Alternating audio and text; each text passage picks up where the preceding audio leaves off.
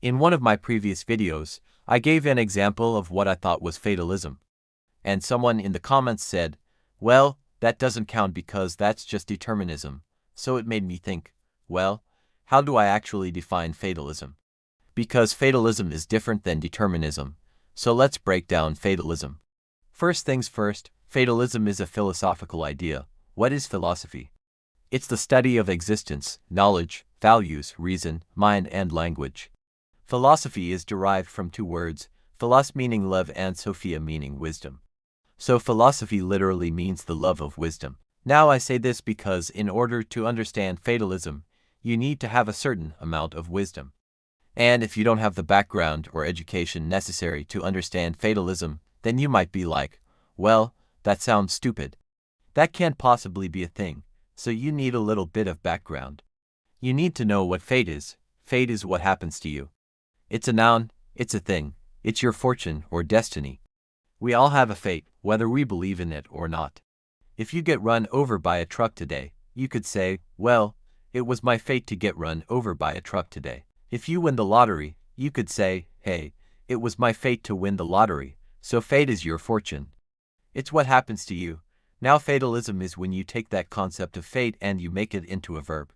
Fatalism becomes the acceptance of whatever fate may throw at you. It's when you believe that everything has already been decided for you. For example, there's a guy who wants to be a musician. He loves music. His whole dream is to be a famous rock star. But he's afraid to start because he thinks, well, maybe it wasn't my fate to become a musician. Maybe my fate was to become a lawyer, or maybe it was my fate to work in construction. Or look at it another way. This girl really wants to go to college. She's got good grades. She's got a great ACT score. She's got everything she needs to get into a good college. But she doesn't want to apply because she thinks, well, it just wasn't my fate to go to college. Maybe my fate is to be a stay-at-home mom, or maybe my fate is to work in retail. In both these examples, these people are letting their fate decide their life for them. They're fatalists. They're allowing fate to decide what they're going to do with their lives. So now that we know what fatalism is, let's answer the question, does God control our fate? Is it possible for us to escape our fate? Can we change our fate? To answer these questions, we first have to figure out if God does have control over our fate. Now, I'm not gonna spend a lot of time on this question. The reason why is because there are so many different kinds of religions and beliefs about God. So some people think God has no control over anything. Everything just kind of happens randomly. Other people think God controls absolutely everything. He decides every little detail. Then other people fall somewhere in between those two. So I am not going to spend too much time talking about what exactly God's role is in our fate. I will say though, that if God does have complete control over everything, then it would seem to follow that we cannot escape our fate because God is controlling it. However, if God doesn't control anything and everything is random, then it seems to follow that we could escape our fate because our fate is nothing more than random chance. So if God has control, we cannot escape our fate. And if God has no control, we can escape our fate. But again, this is a huge topic and I'm just scratching the surface. The next question is, can we change our fate? Can we avoid our fate? Well, fatalists will say no. They'll say our fate is set in stone, it's predetermined. There's nothing we can do to change it. Our fate is inescapable. However, this leads to a logical problem. If fatalism is true, then the belief in fatalism itself is also fated. In other words, if everything is fated, then the idea that everything is fated is also fated. And if the idea that everything is fated, then it follows that we cannot help but believe that everything is fated. This creates a logical issue because if we can't help but believe that everything is fated, then how can we ever do anything other than what fate has planned for us? In other words, if fatalism is true, then shouldn't we be able to do absolutely anything we want to do because we couldn't help but believe that everything is fated anyway?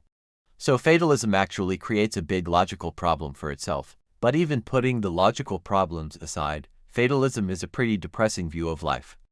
It basically says that you're helpless. Your life isn't in your hands. Whatever is going to happen is going to happen. And the only thing you can do is lay back and accept it. If this were true, then what's the point of any of it? Why try to do anything if everything is just going to turn out the way it is supposed to turn out anyway? Why strive for greatness if everything's already been decided? Now, fatalism is closely related to determinism, and the two terms are often used interchangeably, but they aren't exactly the same. I think the best way to explain the difference between fatalism and determinism is to use an analogy. Imagine you're in a rowboat in the middle of the ocean and you see land in the distance. You say, "Hey, there's land. Thank God I'm gonna be okay." I was starting to get hungry.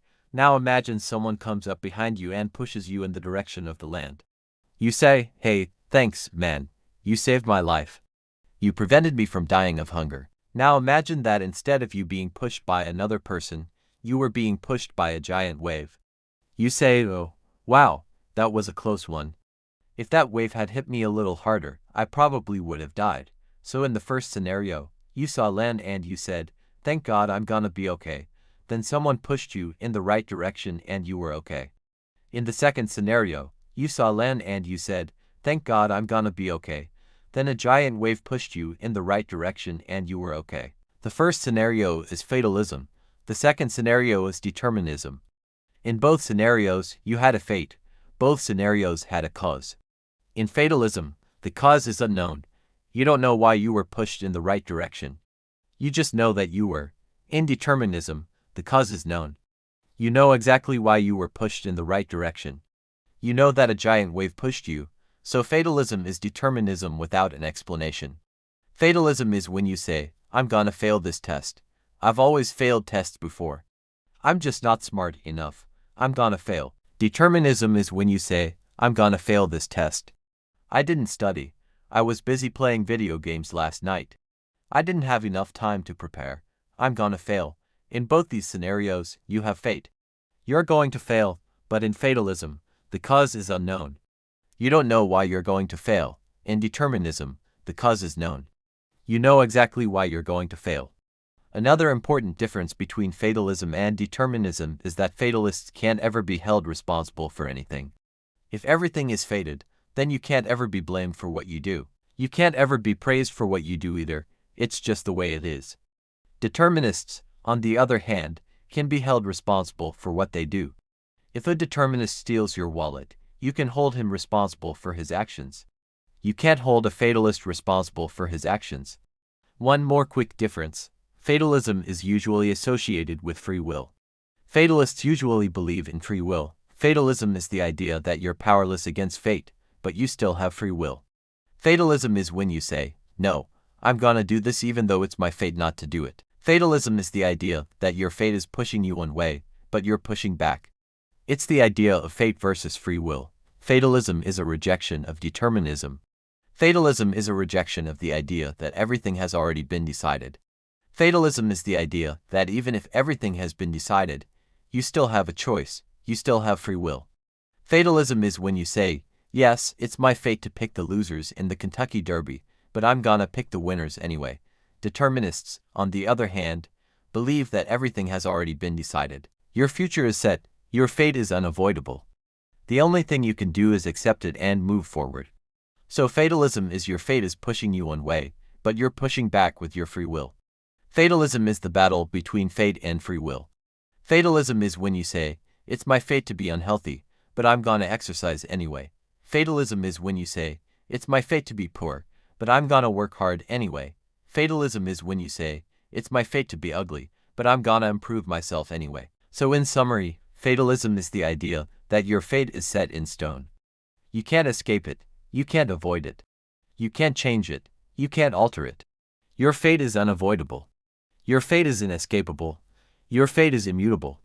Your fate is predetermined. Your fate is unchangeable.